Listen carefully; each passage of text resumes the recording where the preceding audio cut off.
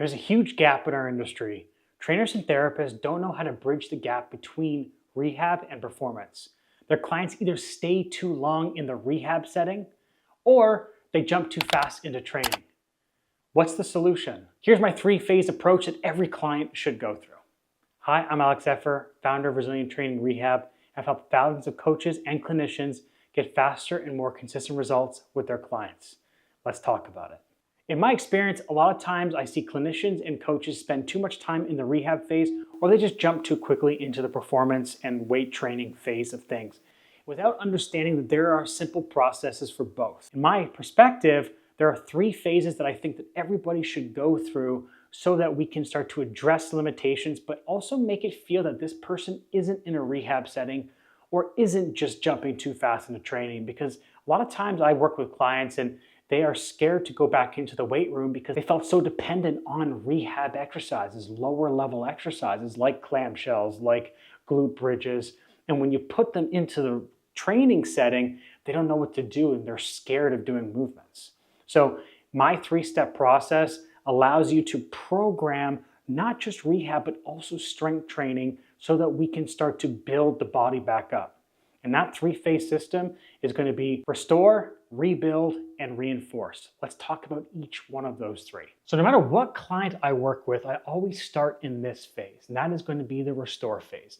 This is about shifting the center of mass, restoring joint ranges of motion, while also teaching their muscles how to yield or how to relax a little bit. This is really about how can I shift the center of mass back? How can I unweight them? Because a lot of times when I start working with people, or in my experience, a lot of people are really in their toes. That's going to be associated with a lot of tension being built up around the hips, around the ankles, around the rib cage. And so I want to naturally just shift the center of gravity back and open up the back side of their body. So this is why I program exercises that are going to accomplish not just how to unload them, but also how to teach them how to move through movements without compensating. So an exercise I really like to use is this knee to wall hinge. This is a great example of how we can do both. It's teaching them how to hinge, but it's using certain constraints in order to reinforce the joint range of motion that I want. In this phase, I really use a lot of constraints because I almost am using training wheels to make sure that I'm not over cueing them and they're doing the movements I actually want them to do. So in this knee to wall hinge, by pushing the knee into the foam roller, that's naturally going to keep the back of the hip open. Then as they bend over, they're not shifting their hips back, which a lot of people do, which is just back extension or hyperextending their knee, but it's causing them to maintain that knee flex position and internally rotate the hip. So it's just a great way to deadlift or hinge in a way that is non-compensatory, but also in a way that is super easy for people. It's really hard to screw up this exercise. And so I'm not only going to teach them how to move properly, but I'm going to reinforce the right joint ranges of motion and reinforce the right muscles to either open or strengthen. If you want a program that uses my three-step process in a progressive way and understand what exercises to pick within each phase, then check out my Rebuild Blueprint.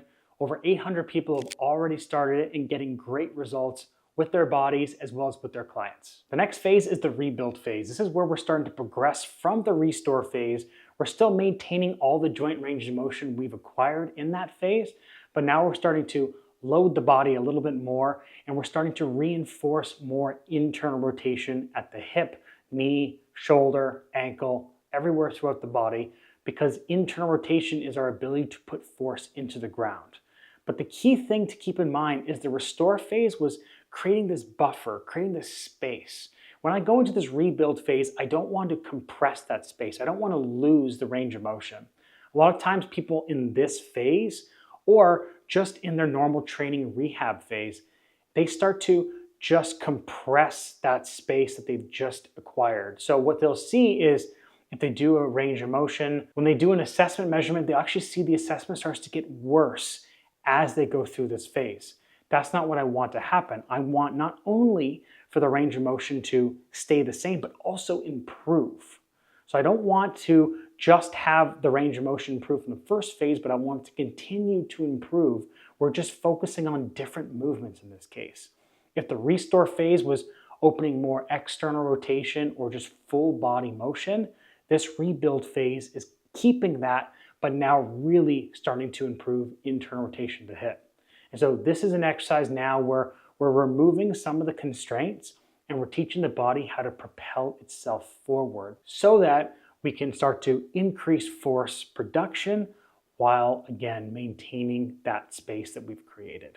So for progressing the hinges into the different phases, this is a great example, this crossbody cable hinge, because what it's going to do, now I don't have the constraint of the foam roller against my knee to keep me in the right position. I now have to hold on to that position, and then because I've got this cable pulling me to the outside part of my foot, I now have to really push the inside edge of my foot into the ground. That's going to be internal rotation up and down the chain. And then by doing this hinge, I now have to think about the same thing, keeping that knee forward as I bend over. Because again, a lot of times what people will do is as they hinge, they will push everything back. You see the knee going backwards. That's not actually opening up space in the hip. This is very similar to me just arching my lower back. So when I go here, the only way to come back is to arch through my lower back. By keeping the knee bent, that's going to make sure I'm getting the internal rotation of my hip and I'm opening up the backside of my pelvis. So again, I'm holding that space open. Additionally, by keeping this upper back open in the cross body, there's a key element where if I want to pronate my foot effectively, that's going to be associated to a rotation towards the other side. So by keeping this back open, I'm now going to be able to really get that true pronation of the foot, keep the internal rotation locked in, keep the back of my hip open, and start to propel myself to the other side, which is exactly what I want to do in this phase. So now we're in the third phase, the reinforce phase. This is now building on everything else. So again, in this phase, I'm now really starting to crank up the intensity. I'm starting to increase the load, but again, putting myself still into positions where I'm able to hold on to that range of motion. So this is why we're progressing into the trap bar deadlift. As you can see, in each individual phase, we've progressed the hinge through 3 different phases to show you how we can first open up space, second, how to hold on to the space, start producing force, and now in this reinforce phase, how can we really start to crank up the load and the intensity while still putting myself in a position where I can hold on to that space. That's why I really like doing a kickstand deadlift.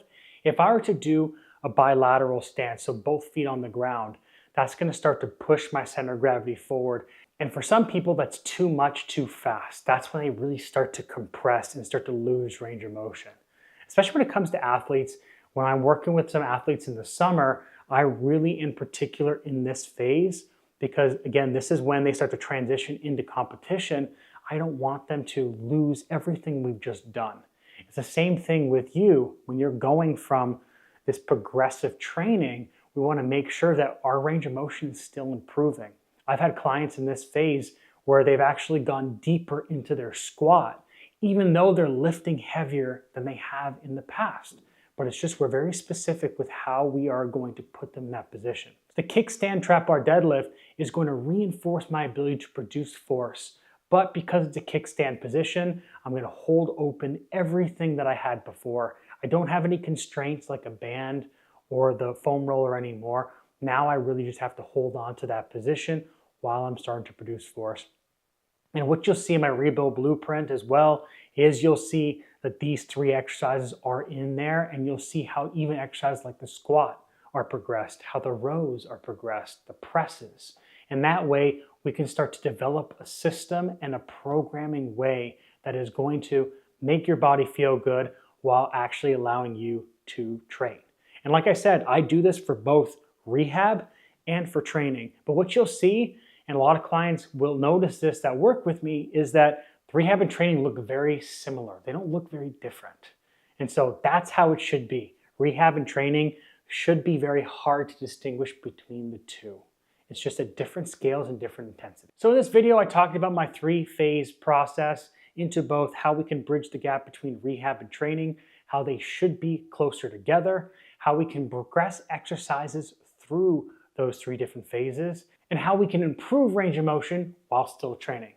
So as I mentioned, if you want to see how this is put into action, check out my rebuild blueprint, click the link below, and if you like this and enjoyed this and want to see more content like this, then don't forget to like, save, and subscribe, and I'll see you next time. If you like this video, check out the Resilient YouTube channel. We've got hundreds of videos just like this. And if you want to stay up to date to the most current videos, hit that subscribe button.